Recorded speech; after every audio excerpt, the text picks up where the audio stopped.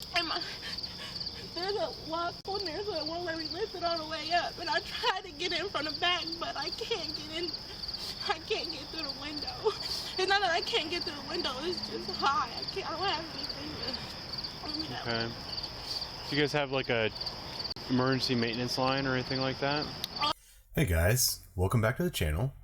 The video I have for today is going to be an incident where an officer was dispatched to a call that was labeled as an unknown complaint. Basically, that's a call where the dispatcher is unable to determine what is actually happening based on the call that comes in. In this case, you'll hear the 911 call. A woman calls in, says that she just hears somebody outside screaming for help and that they want them to call the police. So the officer arrives. What he finds is a person who was just locked out of their house. So you'll be able to see how the officer interacts with this person and see how they come up with a solution to this problem. I hope you enjoy this video. I hope you learned something, and I'll talk to you soon.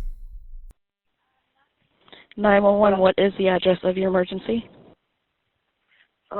It's not my address, but I'm Anita Court.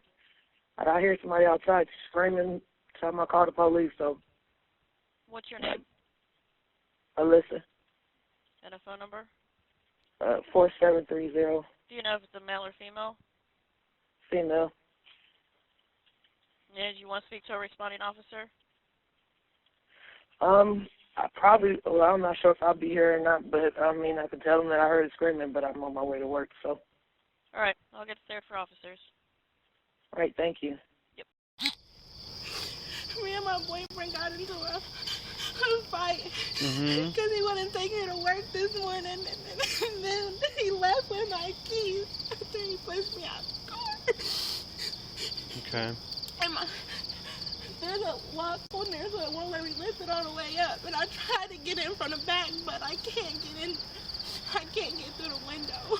It's not that I can't get through the window, it's just high. I don't have anything to... Okay. Do you guys have like a emergency maintenance line or anything like that? Yeah, but I don't know anything. I'm waiting for I think the office open at 7. Okay. That'd be pretty early for the office to open. I'm not sure, but my mic is messed up on my phone, so I can't even call my mom. Okay. Were you trying to get to work? Yeah, but I can't go to work like this. I'm soaking wet. I'm just... Okay. So like that window right there has like something stopping it from going up? Yeah, like it has like a little safety thing. Oh. Okay. What do these windows in the back look like? They don't open till 9. Okay.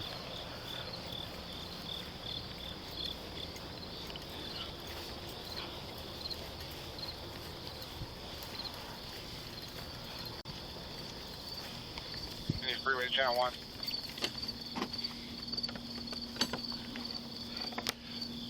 Oh, you're just talking about that window way up there. Yeah, I can't. Even Yeah. when I stand on the fence. Yeah, that's pretty dangerous. And then you got this all locked up. Yeah. Okay.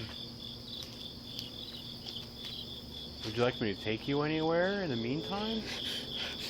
Can you take me to my mom's? Where's it at? She lives off of Climb and Frank Road. Yeah, I can take you down there. Do you know the address? Yeah. Okay.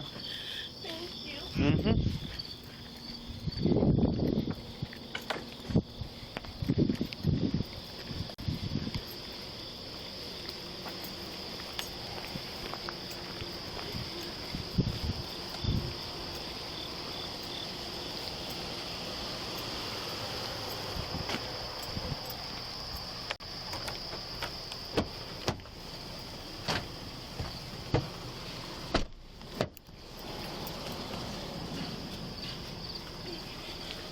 One in there. You're welcome.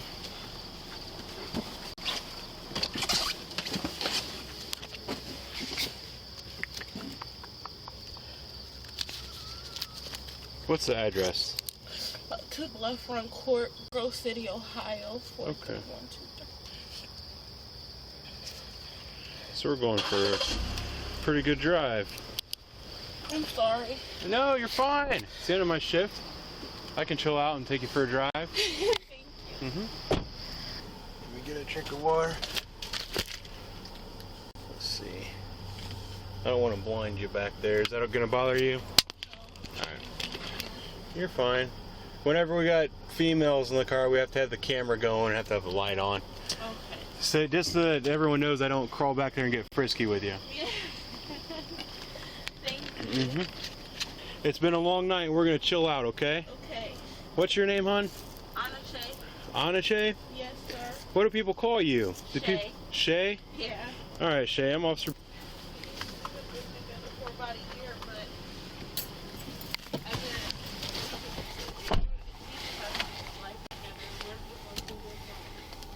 Does he work or anything? barely, because he's supposed to be crackhead.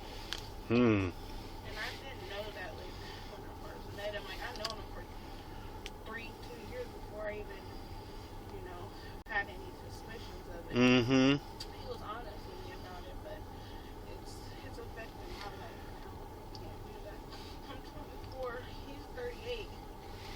And, like, I just want more from that. He already, like, Yeah. you know, Well, I'm tired and I just can't see it. would you be able to move back in with your moms if you had to? I can't. I don't want to live everything that I worked so hard for, Well, is everything in the apartment yours? Yeah. And he just won't leave? He just, like, every month we talk about us leaving, and he ends up staying. I just want him to go. Well, you might have to go down and have him evicted. That might be the easiest thing to do. What if he's not even legal here? It doesn't matter. If he's established residency, then he has to be evicted. We give that advice to people a lot. Okay, let me get on the radio. 192. 192. This is going to be a 17A. Head south on South Wilson female got Road locked out of toward her Fremont house. Street. I'm going to have a 5-1 with her to 2. Beginning is 26. In 800 feet, turn right onto Josephine Avenue. Forgot. 2001 West Street. It's a Grove City address. Okay. It's 528.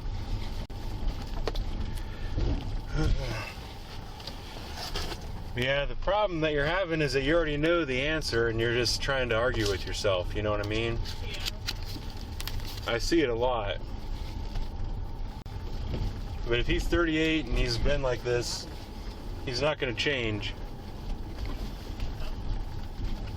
I guess I just keep hoping for that, right? Mm-hmm. Well, it's really frustrating. I see it a lot. I see it with people that are couples. I see it with people who their kids have done the wrong thing, you know?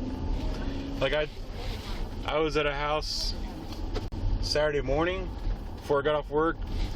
This lady's son is basically a crackhead living out on the street, and he came by begging to spend the night because he didn't have a place to stay, so she let him in.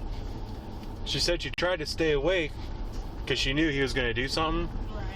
and she ended up passing out, and next thing you know, her car's gone. Her car. Yeah.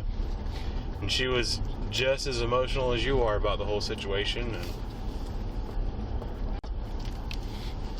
Yeah, that's bad. Especially when it's your son. It probably wasn't going to your heart. yeah, I've had, usually it's with kids, because honestly, most couples, when one couple is doing drugs, the other person is. So Oh, exactly. it's kind of a odd. My friend said that, like, 9 times out of 10, when one's doing it, the other's doing it. I was like, bitch, not me. Yeah. Not me. Well, and that's just, like, your situation is a little bit uncommon, because usually it's 2 people that are smoking crack together or doing heroin together, Right. and you got 2 people whose lives aren't together, and it's a mess. Right. Because his situation, he just had a good friend that was willing to help him. But, like, today, this is the worst it's ever been. Is he driving his car or your car? He's driving his truck, Okay. his van, but, like, Do you have a car of your own? No. Are you basically paying all the rent there? Basically, like, I pay it and then he pays me back whenever he gets the money. Mm-hmm. I think what you need to do is get yourself a girlfriend and be roommates. Yeah. That's what I did for a long time. I had buddies that I just... It's just people are just like, I've had a roommate for me is really difficult because I just have so much shit cooking for me. Mm-hmm. I just don't trust people. People live the same, bed bugs, like... Yeah, it's definitely hard, and it's hard to find a place that you can afford by yourself. I'm just to the point where I just want to struggle it out by myself, you know? Yeah. Well, if you got to live someplace with nothing but a mattress to sleep on and no TV or nothing, you can do that.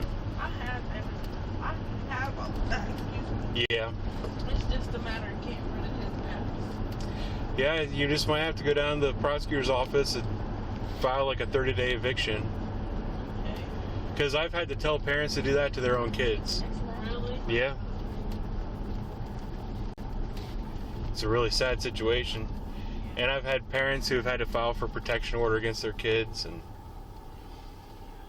I mean, I don't want to have to. Like, I literally, like, he literally fucking pushed me out the car. mm-hmm. 103 and 105. 105.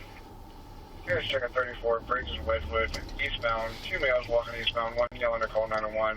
Male white, black tank top. No description of the second one. Not sure what's wrong with them. 103, copy. 105, copy. Climb line.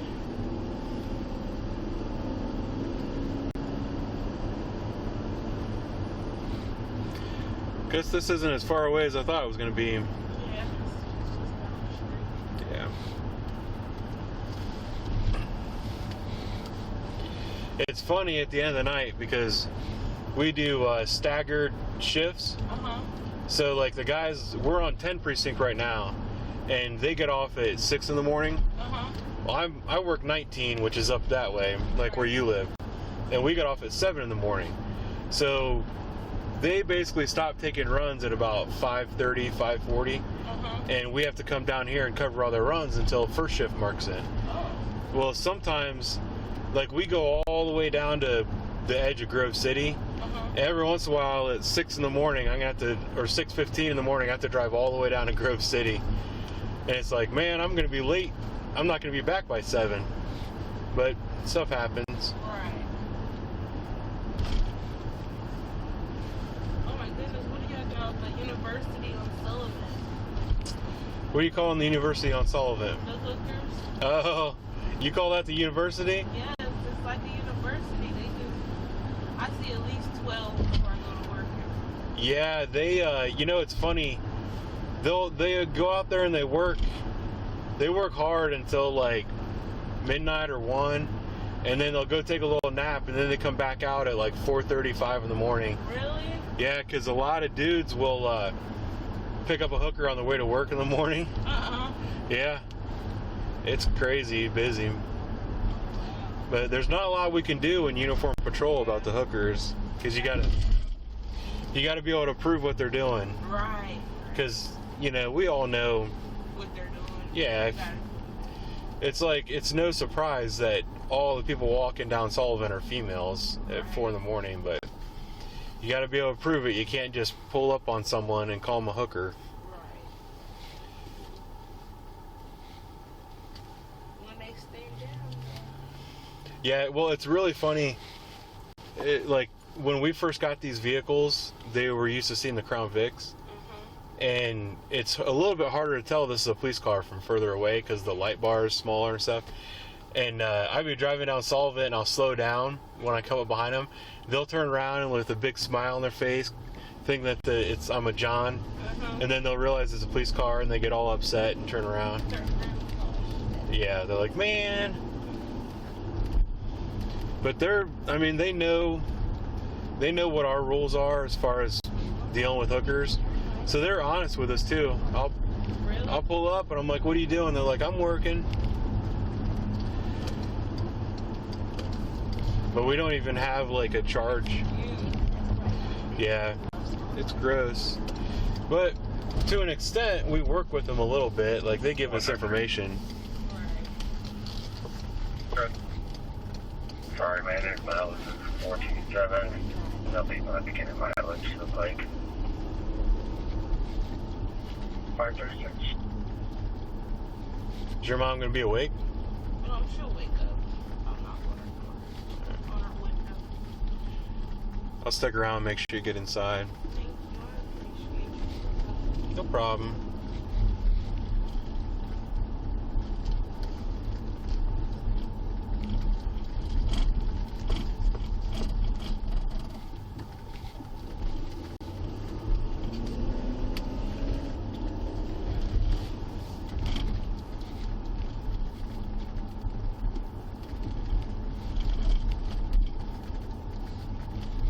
Take the next right onto Bluff Run Drive, then turn left onto Bluff Run Court.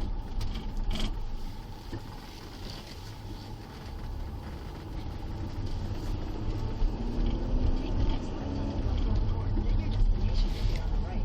And she goes all the way tucked back here, doesn't she? Yeah. This is a pretty quiet area, isn't it? Yeah. It is.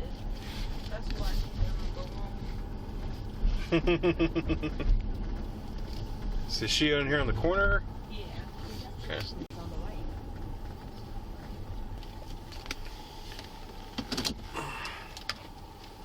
192, my innings 31. I gotta come let you out.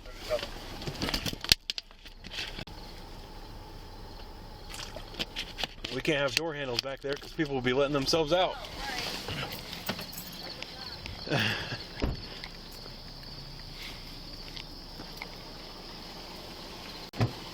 forgot where I was. Yeah. You know, it's funny. Sometimes the people in the back will start crying that they need the windows down. Uh-huh. And some of the newer officers will kind of walk away from the car. Uh-huh. Next thing you know, there's a hand reaching out and open up the door. People Shut up. are tricky. Like, I need the window there. Oh. Yep. And then officers will go and they're like talking and not paying attention. And next thing you know, there's someone running down the road with handcuffs on. Oh my God. Where are you gonna get to? You're not getting Ugh. Some of these people are pretty quick though. It's funny with the body cameras how we get to watch like everyone's mistakes. Yeah, with the, and then what your mistake was, I was letting them know. Mhm.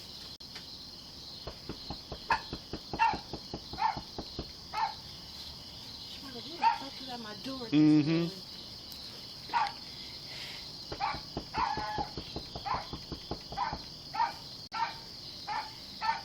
Oh, my grandma. It's Anache.